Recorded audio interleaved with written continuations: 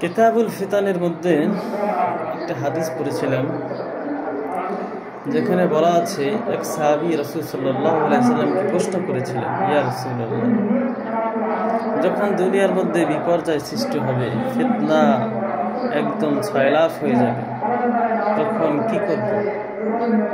রাসূল সাল্লাল্লাহু আলাইহি সাল্লাম বলেছিলেন, তুমি আমিরের ইতাআত করবে। সাহাবী প্রশ্ন করলেন, ইয়া রাসূলুল্লাহ, যখন দেখবো আমিরের মধ্যেই গরমিল, তখন রাসূল সাল্লাল্লাহু আলাইহি সাল্লাম বললেন, তুমি পাহাড়ের চূড়ায় গিয়ে গাছের শিকড়ে একাকী ইবাদত করবে। এখন বর্তমানে যে অবস্থা,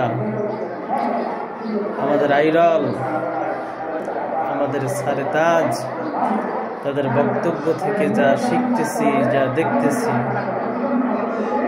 আমিরের ইতাআত করাও সম্ভব না। নিজে নিজে ইবাদত করো, নিজের ঈমান বাঁচাও।